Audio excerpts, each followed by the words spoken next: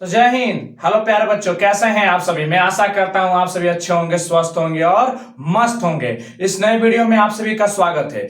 इस वीडियो के अंतर्गत हम क्लास 10th जो मासिक परीक्षा चल रहा है, क्लास 10th वालों का जो मई का जो मासिक परीक्षा चल रहा है, उसका एक हिंदी का पेपर है जो मुझे मिला है। मैं अभी आप लोगों को उसके और जितना भी उसमें ऑब्जेक्टिव किया गया है वो सारे के सारे ऑब्जेक्टिव इसी वीडियो में आपको मिलेगा। सारा का सारा वीडियो में बताऊंगा, टिक करके बताऊंगा सारा ऑब्जेक्टिव किसका क्या होने वाला है। तो वीडियो के अंत तक बने रहिएगा और पूरे वीडियो को अच्छे से देख लीजिएगा और अपना मिला लीजिएगा कि आपने मई का जो एग्जाम हुआ है हिंदी का, उसमें आपने कितना स्कोर ग्रो किया है, मतलब ऑब्जेक्टिव कितने आपने लगा लिए हैं। ठीक है, चलिए आइए इसी के साथ हम लोग वीडियो को स्टार्ट करते हैं। ध्यान दीजिएगा, यहां पर देखिएगा, यहां पर दिया है कि क्लास 10th मंथली एग्जामिनेशन मई 2024। ठीक है, मतलब कक्षा 10 के लिए मासिक परीक्षा 2024 और कौन सा महीना के लिए, मई महीना में जो हुआ है एग्जाम, आप सबको दिख रहा है यहां पर, इसी की बात करेंगे। देखिए सबसे पहले हम लोग ऑब्जेक्टिव, आप तो ये फॉर्मेटिव पढ़ सकते हैं, आप सबको पता होगा। आइए सबसे पहले हम लोग पहला ऑब्जेक्टिव क्वेश्चन को देखते हैं। सबसे पहला नंबर ऑब्जेक्टिव क्वेश्चन की बात करें हम लोग तो ध्यान दीजिएगा। सबसे पहला नंबर ऑब्जेक्टिव क्वेश्चन देखिए क्या कह रहा है कि जिस स्वर्ण के उच्चारण में तिगुना समय लगे उसे क्या कहते हैं। जिस स्वर्ण के उच्चारण में तिगुना समय लगे उसे हम क्या कहते हैं, याद रखिएगा, उसे हम कहते हैं प्लुप्त स्वर। उसे हम क्या कहते हैं, प्लुप्त स्वर कहते हैं। देखिए एक होता है ह्रस्व स्वर्ण, ठीक है, उसके बाद होता है दीर्घ स्वर्ण। ठीक है, देखिए जब ह्रस्व स्वर्ण में बहुत कम समय लगता है, इनकी संख्या 4 होती है। दीर्घ स्वर्ण में उससे ज्यादा समय लगता है तो इनकी संख्या 7 होती है। ठीक है, और क्या होता है प्लुप्त स्वर, क्या होता है जब दीर्घ स्वर से भी ज्यादा समय जिसमें लग जाता है उसे प्लुप्त स्वर। और इसका प्रयोग कहां करते हैं हम मालूम है। प्लुप्त स्वर का प्रयोग हम प्लुप्त स्वर का प्रयोग किसी को बुलाने के लिए करते हैं दूर से, और इसका सिंबल ऐसे होता है। देखिए कहीं कहीं पर ऐसे लिखा होगा, ऐसे। तो ये जो यहाँ पे सिंबल दिख रहा है ना, यही आपका प्लुप्त स्वर का सिंबल है, मतलब दूर से किसी को बुलाने के लिए प्रयोग करते हैं। याद रहेगा, इसमें ज्यादा समय लगता है। ओके, चलिए नेक्स्ट पर 2 नंबर बोल रहा है कि निम्नलिखित में से कौन दीर्घ स्वर्ण नहीं है। अगला क्वेश्चन ध्यान दीजिएगा, निम्नलिखित में से कौन दीर्घ स्वर्ण नहीं है। यहां पर अगला क्वेश्चन आपसे कह रहा है निम्नलिखित में से कौन दीर्घ स्वर्ण नहीं है। अब बताइए दीर्घ मतलब इनमें से कोई 3 गो दीर्घ स्वर्ण होगा और 1 गो दीर्घ स्वर्ण नहीं होगा। तो अभी मैंने बताया दीर्घ स्वर्ण 7 होते हैं। 7 का मतलब एक क्या होता है, आ होता है, एक छोटी बड़ी होती है, फिर एक ए होता है, फिर एक ए होता है, फिर एक ओ होता है, फिर एक ओ होता है, एक और होता है जो होता है बड़ा ओ होता है। ठीक है, तो कौन हुआ 1 2 3 4 5 6 7। देखिए इन सातों में कहीं दिख रहा है, ये दिख रहा है, ये भी दिख रहा है, ये भी दिख रहा है। इसका मतलब ये सारे के सारे क्या है, दीर्घ स्वर्ण है। बच कौन गया, ये री। तो ये आपका आंसर हो जाएगा, राइट आंसर क्या होगा, री हो जाएगा। ठीक है, अगर आपने टिक लगाया होगा आपके एग्जाम में तो आपका ये सही है। चलिए नेक्स्ट प्रश्न पे चलते हैं। अ का उच्चारण स्थान क्या है। अब हम तीसरा नंबर प्रश्न की बात करें, अ का उच्चारण स्थान बताना है हमें। किसका उच्चारण स्थान, अ का उच्चारण स्थान बताना है। हालांकि देखिए ओठ से होगा, कर्ण से होगा, कि तालु से होगा, कि मूर्धा से होगा। तो मैं बता दूं आपका, और रहे या आ रहे, इसका उच्चारण स्थान कर्ण से होता है। याद रखिएगा, इसका उच्चारण स्थान किससे होता है, कर्ण से होता है। यानी यहां से होता है, यहां से लैरिक्स यहां पर, यहां से ये उत्पन्न होता है। ठीक है, उच्चारण स्थान का मतलब कि कहां से वो निकल रहा है। ठीक है, चलिए अगला क्वेश्चन 4 नंबर के निम्नलिखित में से कौन शुद्ध है। शुद्ध शब्द, शुद्ध शब्द का मतलब कि कौन सही से लिखा गया, जिसकी मात्रा वात्रा सब कुछ सही है। ठीक है, देखिए कितना अच्छा अच्छा प्रश्न पूछा गया। सम्राट जी ये बिल्कुल गलत है, इसमें मान नहीं है। ये देखिए सम्राट जी ये बिल्कुल सही है, ये इसका राइट आंसर क्या हो जाएगा, बी हो जाएगा। इसका राइट आंसर क्या हो जाएगा, बी हो जाएगा। ठीक है, क्लियर। चलिए नेक्स्ट प्रश्न की तरफ चलते हैं। प्रश्न संख्या हम लोग का 5 नंबर, ध्यान देंगे फटाफट। 5 नंबर ध्यान दीजिएगा कि निम्न में से कौन विस्मयादिक बोधक है। विस्मयादिक मतलब तो देखिए, विस्मयादिक मतलब विराम चिन्ह का प्रयोग हो जाता है, और इसका प्रयोग देखिए, विस्मयादिक चिन्ह का ये होता है सिंबल, ऐसा सिंबल होता है। ठीक है, और ये सिंबल कहां यूज करते हैं, जब किसी चीज को उत्तेजना पैदा करना हो, भावना उत्पन्न करनी हो। जैसे बोलेंगे वाह कितना सुंदर पेड़ है, वाह कितनी सुंदर लड़की है, वाह कितने अच्छे फूल है। मतलब जब आप किसी को इंप्रेस या जलाने के चाहते हैं, या किसी बात को बोल करके भाव उत्पन्न करना चाहते हैं, वो भी खतरनाक वाला, तो वहां पर ये वाला सिंबल का यूज करते हैं ना। ऐसे बोलते हैं ना, वाह कितना सुंदर है। तो देख लीजिए यहां पर ये प्रयोग हो रहा है ना, यही विस्मयादिक बोधक चिन्ह है। ठीक है, तो इसका राइट आंसर डी हो जाएगा। ठीक है, चलिए नेक्स्ट प्रश्न में चलते हैं। शब्द के जिस व्यापार से मुख और लक्ष्य अर्थ भीम की अर्थ की प्रतीति करते उसे क्या कहते हैं? तो इसका आंसर हो जाएगा आपका क्या? व्यंजना हो जाएगा। इसका आंसर क्या हो जाएगा? व्यंजना। ठीक है, इसका आंसर हो जाएगा व्यंजना। चलिए नेक्स्ट प्रश्न की तरफ बात करें हम लोग। 7 नंबर, निम्नलिखित में से कौन कर्मधारय समास का उदाहरण नहीं है? निम्नलिखित में से कौन कर्मधारय समास का उदाहरण नहीं है, मतलब कर्मधारय समास नहीं है? तो बताइए इनमें से 3 गो होगा और 1 गो नहीं होगा। ठीक है, 3 गो होगा। नवयुवक, नव है जो युवक, ये भी हो जाएगा। परमेश्वर, परम जो ईश्वर, महान जो महान है पुरुष, तीनों का तीनों क्या होगा? कर्मधारय होगा। इसका मतलब जो सभा भवन है ना, सभा यानी सभा के लिए भवन, सभा भवन, यानी याद रखिए कि जो सभा भवन होगा ना वो आपका कर्मधारय समास नहीं होगा। तो अगर आपने कर्म सभा भवन टिक लगाया है तो आपका बिल्कुल सही है 7 नंबर। ठीक है, चलिए नेक्स्ट नंबर चलते हैं 8 नंबर की तरफ हम लोग। 8 नंबर ध्यान दीजिएगा, यहां पर 8 नंबर आप सब ध्यान दीजिएगा कि निम्नलिखित में से कौन शब्द अधिकरण तत्पुरुष समास का उदाहरण है? देख लीजिए, अधिकरण तत्पुरुष समास का उदाहरण है। ठीक है, अधिकरण मतलब होता है में, अधिकरण में अब कारक पढ़े हैं ना, कारक कर्ता ने कर्म को कर्म से संप्रदान के लिए पदार्थ सुझाई संबंध का के अधिकरण में पर संबोधन है। अरे तो उसमें अधिकरण में आ रहा है। ठीक है, तो देखिए तत्पुरुष रसोई के लिए भी सब, ये सब के सब वही है, लेकिन इसमें से जो राइट आंसर होगा ना वो आपका बी होगा। ठीक है, मुनि में श्रेष्ठ क्या होगा? मुनि का मतलब हो जाएगा मुनियों में श्रेष्ठ। इसका आंसर क्या होगा? मुनियों में श्रेष्ठ। इसका विग्रह करेंगे तो क्या होगा? मुनियों में श्रेष्ठ, यानी में आया ना, इसका मतलब मुनि श्रेष्ठ हो जाएगा। ठीक है, चलिए नेक्स्ट प्रश्न की तरफ चले। चलिए, निम्नलिखित में से कौन शब्द करण तत्पुरुष का उदाहरण है? करण तत्पुरुष, कर्ता ने कर्म को कर्म से आ रहा है। करण से क्या आता है? करण से, करण से। ठीक है, कारक में करण से आ गया। ठीक है, तो इसमें से कौन सा होगा? तो इसका राइट आंसर मैं बता दो ये कि इसका आंसर होने वाला देहचोर। इसका राइट आंसर क्या हो जाएगा? देहचोर। क्लिक कर दीजिए अगर किया है तो आपका आंसर सही होगा। चलिए 10 नंबर सुनिएगा, जिस समास का पूर्व पद संख्या बोधक हो उसे क्या कहते हैं? याद रखिएगा, जो भी दिया गया हो, कुछ भी दिया होगा शब्द, उस शब्द में अगर पहले शब्द को पढ़ करके आपको संख्या वाला फील आए तो बोलिए वो क्या होगा? वो आपका कहलाएगा दिग्गु समास। वो आपका क्या कहलाने वाला है? दिग्गु समास कहलाने वाला। जैसे चौराहा, चौराहा देखिए पहले क्या आया है? देखिए एक 4 रास्ता, चौराहा का मतलब 4 रास्ता, मतलब जहां 4 रास्ता देखे, मतलब चार रास्तों का समाहार, मतलब 4 रास्ता। जैसे अगर आपको पहले 9 ग्रह, 9 ग्रहों का समाहार, मतलब 9 ग्रह, मतलब देखिए पहले 9 ग्रह अगर यहां पर लिखते हैं 9 ग्रह, तो देखिए इसमें 9 मतलब गिनती 9 आ गया, ग्रह 9 ग्रहों का समाहार, मतलब पहले गिनती आ रहा है, इसका मतलब जिसके भी समास में पहला पद गिनती आएगा वो दिग्गु समास होगा। ठीक है, क्लियर। चलिए अगला प्रश्न की तरफ चलते हैं, प्रश्न संख्या 11 की तरफ, बिना समय को विलंब किए हुए 11 नंबर प्रश्न की तरफ चलेंगे। बोल रहा है कि 2 स्वरों के मेल से उत्पन्न विकार अथवा रूप परिवर्तन को कौन सी संधि कहते हैं? देख लीजिए, मैं संधि की बात करूं तो संधि आप सभी को अच्छी तरह मालूम होगा कि दो वर्णों के मिलने से जो विकार उत्पन्न होता है, मतलब जो परिवर्तन होता है, उसे हम लोग क्या कहते हैं? उसे हम जी हां संधि कहते हैं। ठीक है, लेकिन जब 2 स्वर्ण से स्वर्ण आपस में मिलते हैं तो उसे हम क्या कहते हैं?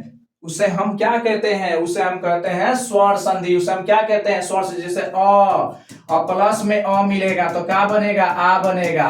भले अ फिर बड़ा आ मिलेगा तब वो क्या मिलेगा? आ बनेगा। मतलब जब एक पहला भी स्वर्ण है दूसरा भी स्वर्ण है, तो जब दोनों स्वर्ण स्वर्ण मिलेंगे तो क्या मिल के आएगा? स्वर्ण ही निकल के आएगा। ठीक है, चीनी और चीनी को मिलाने से थोड़ी नमक बन जाएगा, वो चीनी ही न रहेगा। ठीक है, नमक और नमक को मिलाने से नमक ही नहीं बनता है, लोहा को लोहा से मिलाने से लोहा न बनेगा, सोना को सोना से मिलाने से सोना ही न बनेगा, दूसरा कुछ तो नहीं बनेगा ना। तो सेम टू सेम याद रखिएगा। 12 नंबर की बात करें तो बोला निम्नलिखित में से कौन सा वृद्धि स्वर्ण संधि का उदाहरण है? तो देखिए इसमें भी जो वृद्धि संधि का उदाहरण होगा, यहां पर भी मैं बात करूं, यहां पर ये होगा सदैव होगा। क्यों? क्योंकि वृद्धि स्वर्ण संधि कहता है कि अगर अ या आ के बाद ए या ए रहे तो ए हो जाता है, फिर औ रहता है तो ओ हो जाता है। देखिए ध्यान पर, जैसे यहां पर बात करें, यहां पर सदा जोड़ एव, इसका संधि विच्छेद क्या होगा? सदा जोड़ एव। देख लीजिए इसमें आ आया है, इसमें ए आया है, तो जब आ और ए मिलता है तो क्या बन जाता है? ए बन जाता है, बन जाता है ना ए। तो देख लीजिए ए का मतलब कि इसकी मात्रा कितनी होती है? 2 मात्राएं होती है। देख लीजिए इसके ऊपर 2 मात्रा है, यहाँ पर है कि नहीं? और जब भी हम देखते हैं तो हई या हई वाला देखते हैं, ध्यान से देखिएगा, यही 2 को देखते हैं। देखिए इसमें दा है तो इसका आ निकल गया, इसका ए है तो ये निकल गया। अब जब दोनों का कॉम्बिनेशन करेंगे तो यहाँ पर क्या आ जाएगा? ए आ जाएगा। ठीक है, तो ये हो जाएगा ये वाला राइट आंसर। चलिए निम्न में से कौन सा शब्द व्यंजन संधि का उदाहरण? निम्न में से कौन सा व्यंजन संधि का उदाहरण है? व्यंजन संधि की बात करें तो डायरेक्टली ये आंसर उन्नति होगा। इसका क्या होगा? उत प्लस नति, इसका क्या हो जाएगा? उन्नति हो जाएगा। इसका क्या आंसर हो जाएगा? उन्नति हो जाएगा। ठीक है, क्लियर। आगे चले यहां पर नेक्स्ट प्रश्न की तरफ चलते हैं। नेक्स्ट प्रश्न हम लोग का है, देखिए कितना अच्छा आपके एग्जाम में पूछे गए प्रश्न, उतने भी हार्ड नहीं पूछे जा रहे हैं आपसे प्रश्न अभी। देखिए ये जो आपका मई महीना में हिंदी का जो पेपर हुआ देख सकते हैं। अगला क्वेश्चन बात करें तो पूरा जा रहा है कि निश्चल शब्द में कौन सा संधि है। निश्चल शब्द में संधि तो इसका होगा विसर्ग। ये कौन सा होगा, विसर्ग संधि हो जाएगा। कौन सा संधि हो जाएगा, विसर्ग संधि। चलिए नेक्स्ट अब तो चले कि 15 नंबर बात करें कि अनु प्लस अय पदों की संधि, मतलब देखिए विग्रह कर दिया गया है, अब इसको जोड़ना है, मतलब आपको संधि करना है। तो जब आप संधि कीजिएगा तो इसका मालूम है क्या आएगा, अन्वय आ जाएगा। इसका क्या आ जाएगा, अन्वय आ जाएगा। अगर आपने टिक मारा है तो बिल्कुल सही है आपका, ठीक है। चलिए 16 नंबर, अब यहां तक देखिए 15 को जो था ना ऑब्जेक्टिव, ये 15 को जो ऑब्जेक्टिव क्वेश्चन था ये आपके व्याकरण से क्वेश्चन था। देख लीजिए 15 को कितने थे, ये व्याकरण से उठाए गए प्रश्न थे, हिंदी व्याकरण के पुस्तक से उठाया गया क्वेश्चन था। अब इसके बाद जो मिलेगा, ये जो पुस्तक मिलेगा अब आपके हिंदी वाले जो गोधली बुक है ना वहां से मिलेगा, ठीक है। तो गोधली का जो सेकंड चैप्टर है यानी 20 के दांत, वहां से पूछा गया क्वेश्चन कि मदन ने कासू के कितने दांत तोड़े थे। तो इसका राइट आंसर हो जाएगा कितने दांत तोड़े थे, आप सबको पता होगा 2 दांत तोड़े थे, ठीक है। चलिए नेक्स्ट प्रश्न की तरफ चलते हैं। प्रश्न संख्या और 17 नंबर की तरफ चलते हैं। 17 नंबर बोल रहा है कि लेखक भीमराव अंबेडकर बेरोजगारी का प्रमुख प्रत्यक्ष कारण किससे मानते। देखिए अगर हमारे भारत देश में यह बेरोजगारी फैल रही है, लोग बेरोजगार हो रहे हैं, लोग के पास रोजगार नहीं मिल रही है, तो इसका मुख्य कारण है जाति प्रथा। देख लीजिए अभी भी बहुत सारी नौकरियां एसटी, एबीसी, ओबीसी ऐसे करके, देखिए कास्टिज्म पर बात करके कि ओबीसी के लिए इतना सीट है, एसटी के लिए इतना सीट है, एसी के लिए इतना सीट है, ईबीसी के लिए इतना सीट है, फलाना फलाना सीट बांट दिया गया है। तो ये सब कास्टिज्म हो रहा है, जातिवाद पर नौकरी दी जा रही है, इसलिए बेरोजगारी समाज में फैलती जा रही है। हुनर के हिसाब से देनी चाहिए, लेकिन हुनर के हिसाब से किसी को भी नौकरी नहीं मिल रही है, बल्कि कास्टिज्म के हिसाब से नौकरियां मिल रही है, ठीक है। एक किसके ऊपर आता है, जनरल कैटेगरी भी आता है, ठीक है। तो अब ये हो गया मदन किसका है, तो गिरधर लाल का बेटा है। किसका लाल है, गिरधारी लाल का बेटा है, ठीक है। चलिए नेक्स्ट प्रश्न पर चलते हैं हम लोग। नेक्स्ट प्रश्न 19 नंबर प्रश्न की बात करेंगे। 19 नंबर प्रश्न हम लोग का बोल रहा है कि बुद्धिज्म और कम्युनिज्म के लेखक कौन है। मैं आपको बता दूं कि इसका राइट आंसर जो होगा ये भीमराव अंबेडकर होगा। और मैं आपको ये भी बता दूं, मैंने इसमें आप लोगों को ऑब्जेक्टिव कराया था, अगर अभी तक नहीं देखा है तो जाइए प्ले लिस्ट में वीडियो है, प्ले लिस्ट में इसका वीडियो है, जा करके आप वॉच कर सकते हैं। हिंदी किसका, सॉरी आपको मैंने यहाँ पर शॉर्ट क्या कहते हैं, शॉर्ट जो वीडियो बना रहा हूं उस वीडियो में जाकर के जरूर देखिएगा, आपको कहीं ना कहीं ये सब ये नहीं मिला है अभी तक, लेकिन इसके पहले वाला जो पूछे उसमें जरूर मिल गया है। तो इस तरह से क्वेश्चन आपके सामने जरूर प्रकट होंगे। यानी अगर आप अपने प्रीवियस ईयर के ही क्वेश्चन पेपर को क्लियर करते हैं तो आपके आने वाले भविष्य के जितने भी क्वेश्चन है बन सकते हैं। ध्यान दीजिएगा कुछ नया नहीं आता है। सेन साहब की उसमें 5 लड़कियों का जिक्र किया गया है, ठीक है, उसमें 5 लड़कियों का जिक्र किया गया है, ठीक है। दही वाली मगम्मा शीर्षक कहानी के कहानीकार है। देखिए ये जो है ना, ये वर्णिका, ये हिंदी की दूसरी पुस्तक वर्णिका भाग 2, हिंदी की दूसरी छोटी सी पतली सी पुस्तक है, उससे क्वेश्चन पूछा गया, वो भी पहला चैप्टर जिसका नाम है दही वाली मगम्मा।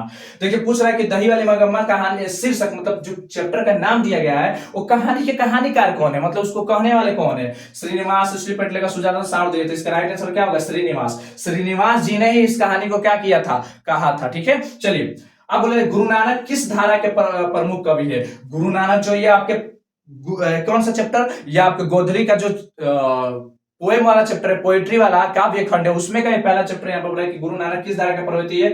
तो वहां पर देखिए उसका राइट हो जाएगा निर्गुण। किस धारा का प्रवृत्ति है, तो निर्गुण धारा का, ठीक है। चलिए अगला क्वेश्चन की तरफ हम बात करेंगे। अगले क्वेश्चन की तरफ चलते हैं हम लोग। नेक्स्ट क्वेश्चन की तरफ ध्यान दीजिएगा आप सब कि नजम्मा मगम्मा की कौन थी।